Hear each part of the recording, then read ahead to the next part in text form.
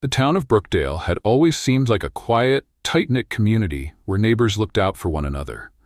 But in April 2024, it became the backdrop for a horrifying crime that would expose deep systemic failures and leave a permanent scar on its residents.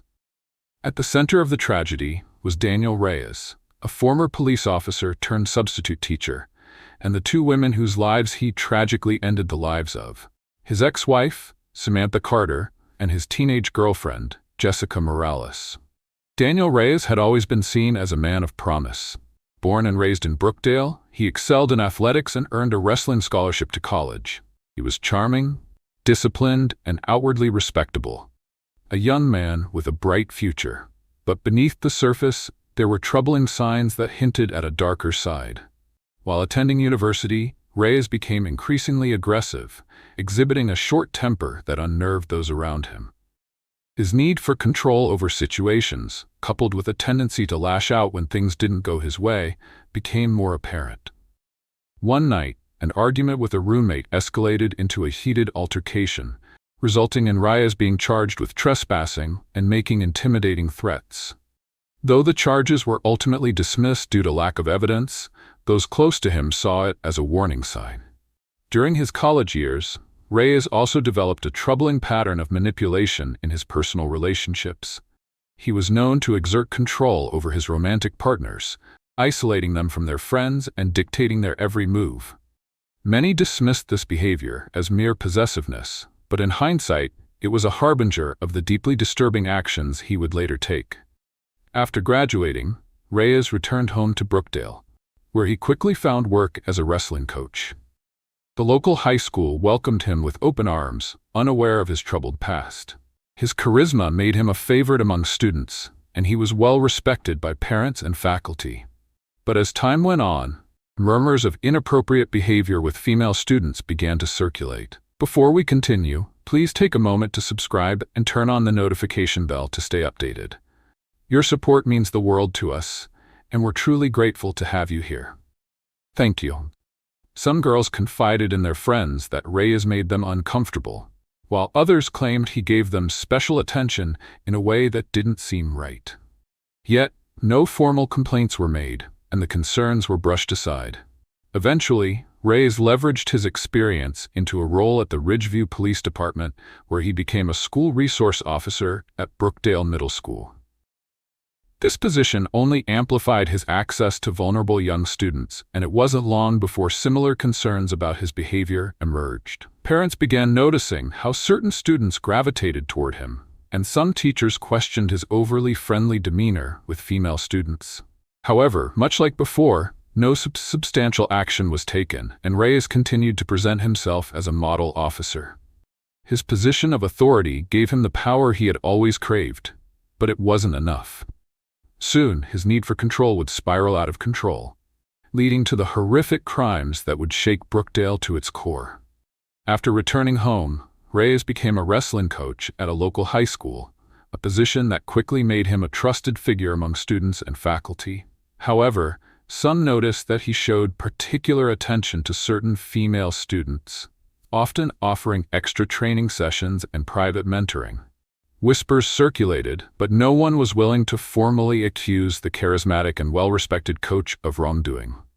Seeking greater influence, Reyes leveraged his coaching experience into a position with the Ridgeview Police Department, where he was assigned as a school resource officer at Brookdale Middle School.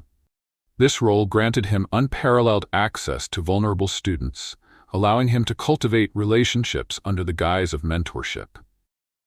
Over time, parents began noticing his favoritism toward certain young girls, often seen engaging in lengthy conversations with them after school.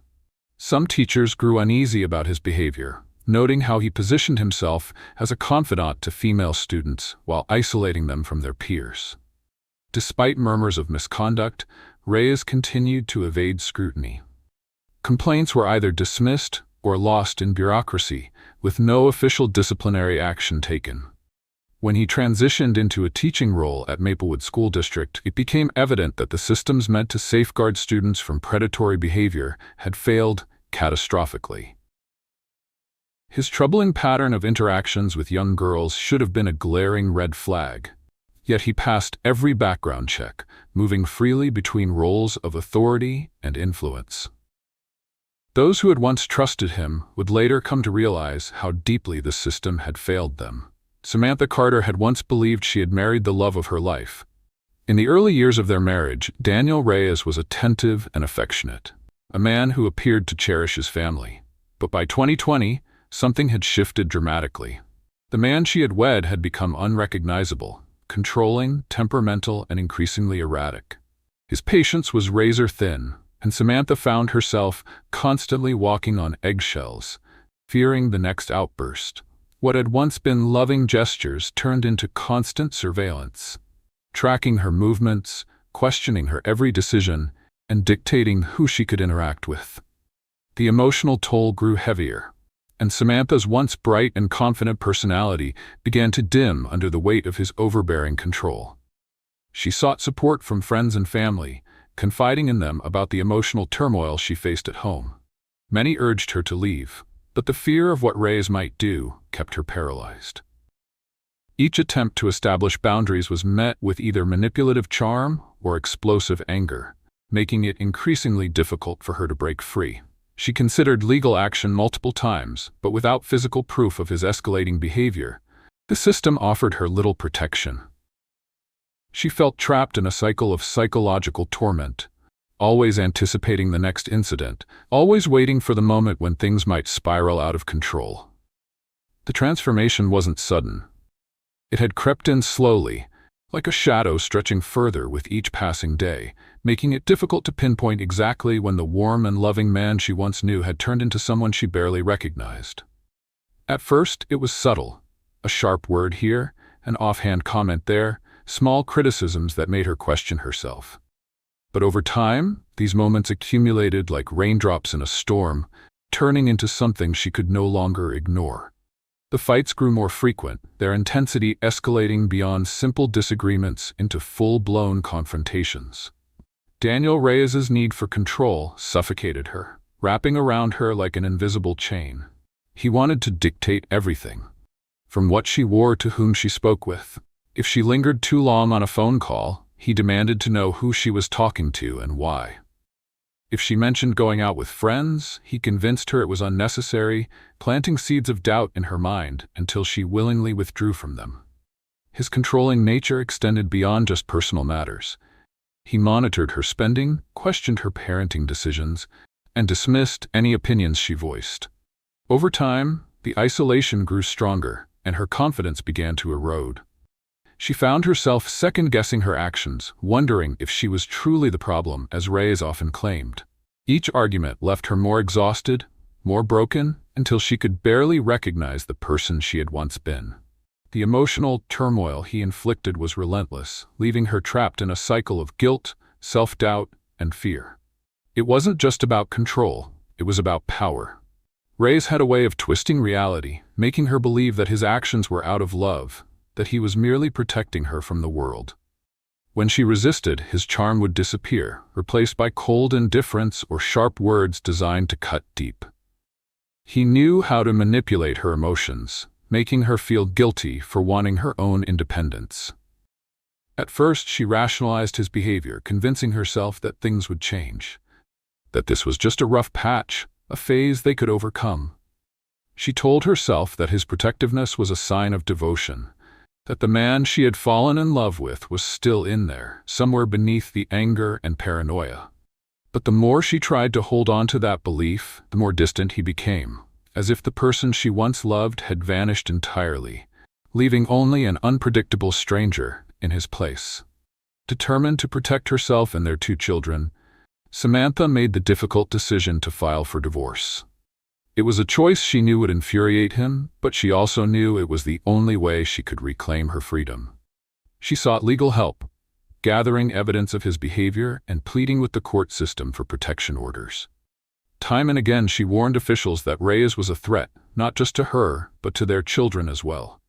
Her requests, however, were often dismissed or not strictly enforced. Judges wanted proof of immediate danger, not the slow erosion of safety and sanity she had endured.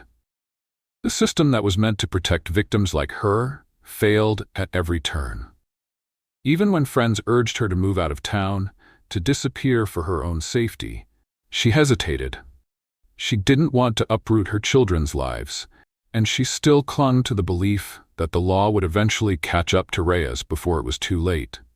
But deep down, she knew she was running out of time. Every ignored plea, every rejected request for intervention, brought her closer to a fate she had fought desperately to avoid. Despite the fear that loomed over her, Samantha remained committed to her work as a paraeducator at Ridgeview Elementary School. She found solace in helping children grow and succeed, often staying after hours to provide extra support to struggling students. Her colleagues admired her dedication, and the children adored her nurturing presence. Yet, beneath her unwavering commitment to her work, Samantha carried an invisible burden. She often glanced over her shoulder on her way home, double-checking that no one was following her. Her friends noticed her growing anxiety, the way her hands trembled when an unexpected knock came at her door.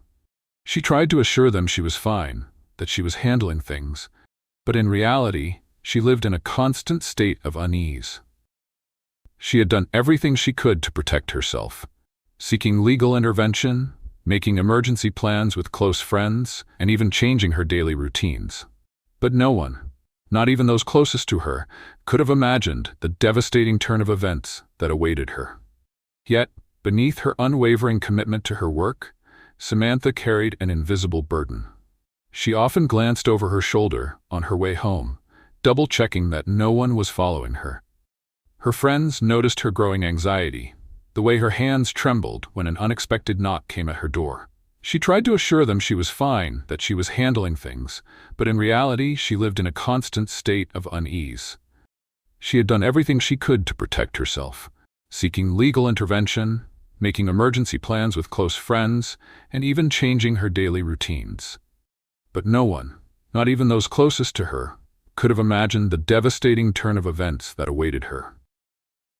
Jessica Morales' story was one of quiet suffering. Raised in a turbulent environment, she longed for stability and affection, seeking comfort wherever she could find it. When she met Daniel Reyes as an 11-year-old student at Brookdale Middle School, she saw him as a mentor, a figure of authority she could trust. But that trust was systematically exploited. Over time, Reyes ingratiated himself into Jessica's life, providing her with attention and support that seemed fatherly at first.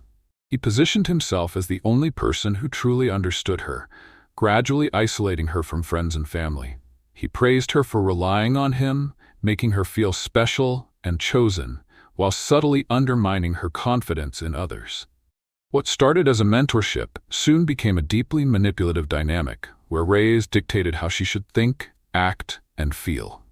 By the time she was in her mid-teens, he had firmly established control over her, ensuring that she viewed their relationship as something normal and even necessary. She had no idea she was being groomed, that her life was being molded to fit his desires, not her own.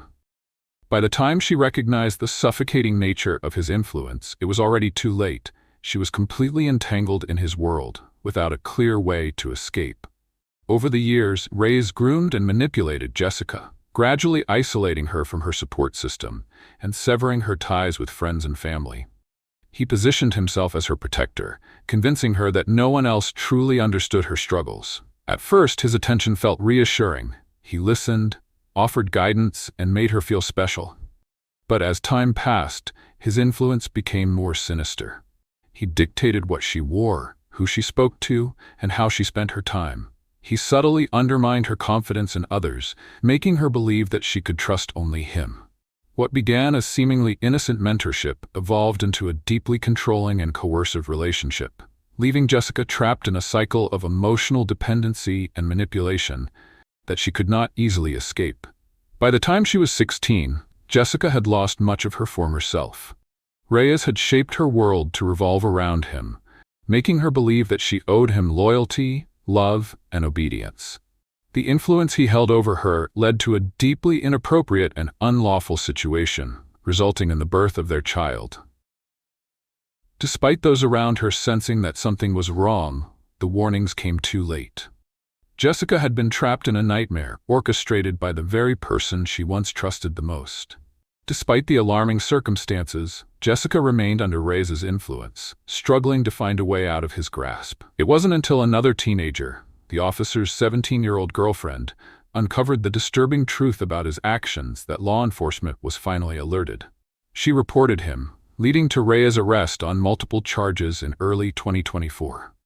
However, despite the severity of the allegations, the judicial system failed yet again. Reyes was released on bail. This decision would ultimately have tragic consequences. April 22, 2024, was supposed to be just another ordinary day at Ridgeview Elementary School. As students and staff prepared to leave for the day, Samantha Carter stepped outside near the portable classrooms, completely unaware that danger was lurking nearby. The afternoon sun cast long shadows over the pavement as she walked toward her car, her mind likely preoccupied with the routine worries of the day. Unbeknownst to her, Daniel Reyes was waiting, hidden behind a row of parked cars, his breath steady but his thoughts chaotic. His grip tightened around the weapon in his pocket, his heart pounding as he watched her approach. He had planned this moment meticulously, waiting for the perfect time to strike. As Samantha reached her car, the normal hum of the schoolyard was shattered by his sudden emergence. Within seconds, the ordinary day turned into a nightmare. One that would haunt everyone who bore witness to it for years to come. As she walked toward her car, the air was filled with the chatter of children and the usual end-of-day bustle. Suddenly, Reyes emerged from behind a row of parked cars, his face twisted with rage and desperation. Before Samantha could react, he rushed toward her, closing the distance in seconds. The attack was swift and deliberate, shattering the mundane hum of dismissal time with an abrupt eruption of chaos. The sharp sound that followed cut through the air like a blade, silencing the chatter of parents, teachers, and children alike. Gasps turned into screams as bystanders froze in shock, their eyes locking onto the horrific scene unfolding before them. In the midst of the chaos, their 9-year-old child stood motionless, paralyzed by fear and disbelief. The once safe schoolyard had transformed into a nightmare, a place where innocence was stolen in an instant. Parents shielded their children's eyes, teachers ushered students away, yet no one could erase what had just happened. The tragedy would linger, a permanent scar on the hearts of those who had witnessed it, an image forever etched in their memories. Brookdale police arrived at the scene within minutes, but Reyes had already vanished. When authorities searched his home, they made another grim discovery: Jessica Morales' lifeless body. She had met a tragic end, likely hours before Reyes carried out the school attack, further deepening the horror of the unfolding events. Adding to the urgency of the situation, Reyes had taken his 1-year-old child and disappeared. An Amber Alert was issued, and law enforcement agencies across multiple states worked tirelessly to track him down before he could do more harm. On April 23, 2024, Oak Ridge State Police spotted Reyes' vehicle speeding down the highway. Authorities suspected he was attempting to flee the country, and a high-speed pursuit quickly ensued. Reyes weaved dangerously through traffic, at times veering onto the shoulder to avoid capture, pushing his vehicle to its limits. Officers coordinated efforts to block his path, attempting to prevent him from reaching an interstate that led toward the border. As the chase intensified, Reyes narrowly avoided multiple collisions, his desperation evident in his reckless maneuvers. Eventually, heavy traffic congestion forced him to slow down, giving law enforcement the opportunity to close in. Officers surrounded his vehicle, their weapons drawn, demanding his surrender. But instead of complying, Reyes made a final, irreversible decision, taking his own life in the driver's seat, ensuring that he would never face justice in a courtroom. The pursuit had ended, but the devastation he had caused would leave scars that could never be erased. While the tragic story had come to an end for Reyes, there was little relief for the families he had shattered.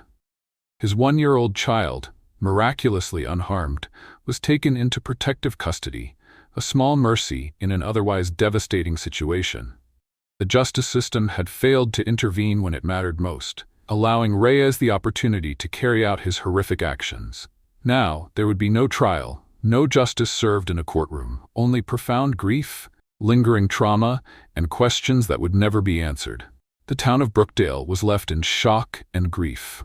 Samantha Carter's family was devastated, not only by her loss, but by the knowledge that she had done everything she could to protect herself, only to be ignored. Court records revealed her repeated attempts to secure protection orders and her urgent warnings about Reyes's violent tendencies. Yet, nothing had been done to stop him. Jessica Morales's family was equally shattered. She had been groomed and manipulated for years, and despite the red flags, Reyes had been allowed to continue working in schools. How had he slipped through the cracks so many times? The Maplewood School District faced intense backlash for hiring Reyes despite his questionable past. Officials claimed he had passed all required background checks, but this only underscored the glaring failures in the vetting process.